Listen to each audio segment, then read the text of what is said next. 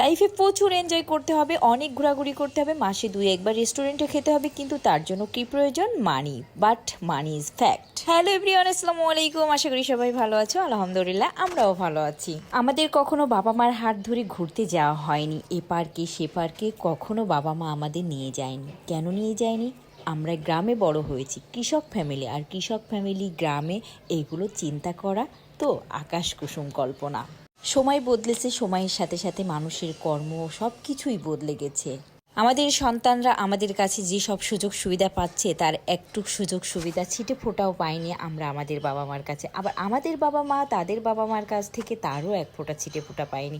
এটাই হচ্ছে প্রকৃতির নিয়ম, এটাই হচ্ছে সময়ের নিয়ম।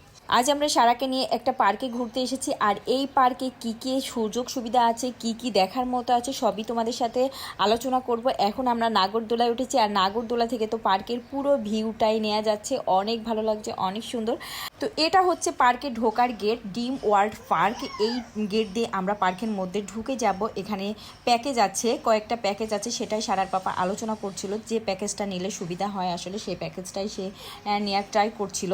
আমাদের আদরের রাজকন্যা তার পাপার হাত ধরে ড্রিম ওয়ার্ল্ড পার্কের মধ্যে এখন ঢুকে যাচ্ছে। আর পার্কটা ঢুকেই আমরা অনেক সুন্দর একটা ভিউ পেয়েছি, অনেক ভালো লাগছিল। পার্কটা অনেক সুন্দর। এটা আমরা ভিডিও দেখে গেছিলাম, কিন্তু ভিডিওটা আর মানে বাস্তবে একদমই সব কিছুই ঠিক ছিল। খুব ভালো লাগছিল। আমার মেয়েটা তো অনেক অনেক বেশি খুশি ছিল।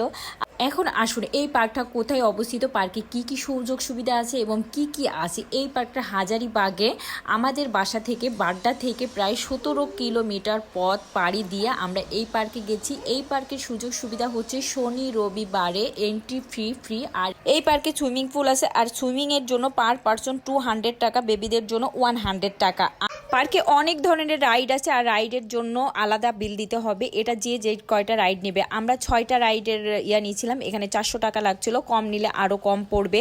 তবে কম বাজেটের মধ্যে একদিনের ট্যুর দেওয়ার জন্য সুন্দর একটা রিসোর্ট। আর এখানে খাওয়া দাওয়ার জন্য আলাদা বিল দিতে হবে, যে যেরকম খাবে সেরকমই বিল আসবে। তো এই ড্রিম ওয়ার্ল্ড পার্কটা ওপেন হয় সকাল 8টায়, আর এটা ক্লোজ করা হয় রাত 8টায়, মানে 8টা পর্যন্ত। পুরো একদিন এখানে খুব ভালো মতো কাটানো যাবে, অনেক সুন্দর পরিবেশ। তো যাই হোক, এখন কিন্তু আমরা সুইমিং পুলের ওখানে যাচ্ছি। এটা হচ্ছে আবার একটা গেট, পার্কের মধ্যে আবার একটা পার্টিশন দেওয়া। এই সাইডটা সুইমিং পুলের জন্য আলাদা গেট। তো আমরা এই গেটে এখন ঢুকে যাচ্ছি। আমরা সব কিছু ঘোরাঘুরি, সব কিছু দেখা শেষে এখন আমরা সুইমিং করব। আর আমরাই কিন্তু ফার্স্ট, এখানে আমাদের আগে আর কেউ আসেনি, আমরাই ফার্স্ট।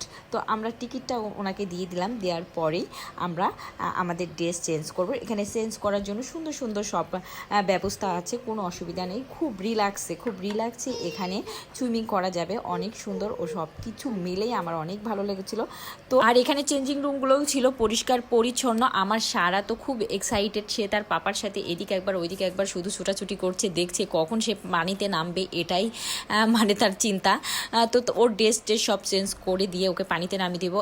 এখানে কিন্তু বেবিদের জন্য সুইমিং পুল আলাদা, এটা হচ্ছে বেবিদের জন্য। এখানে পানি দিচ্ছে, এখনও পুরোটা পানি ভরেনি, কিন্তু সে বুঝে গেছে এটা বেবিদের জন্য, সে আগে এটাতেই নেমেছে। লাইফে শুধু অর্থ ইনকাম করলেই হবে না, সেই অর্থগুলো সুন্দর সুন্দর মোমেন্টে, সুন্দর সুন্দর কাজের জন্য ব্যয়ও করতে হবে। তবে হ্যাঁ, সেটা অবশ্যই বিলাসবহুলভাবে অপচয় করে না। যেমন আমরা যে রিসোর্টটায় আসছি, এটা কিন্তু খুব রিজনেবল প্রাইজের মধ্যে, আমাদের সামর্থ্যর মধ্যে। তবে হ্যাঁ, অবশ্যই বুঝে শুনে খরচ করতে হবে, কারণ এই রিসোর্টে যদি আমরা শুক্র শনিবার বাদে আসতাম তাহলে অনেক টাকাই বেশি খরচ হতো। শুক্র শনিবারে ওনাদের একটা অফার থাকে, সব কিছুতেই ডিসকাউন্ট থাকে। Swimming pool, entry fee, ride সব কিছু মিলে ওদের একটা অফার থাকে। এই জন্য আমাদের অনেকগুলো টাকাই কম খরচ হয়েছিল।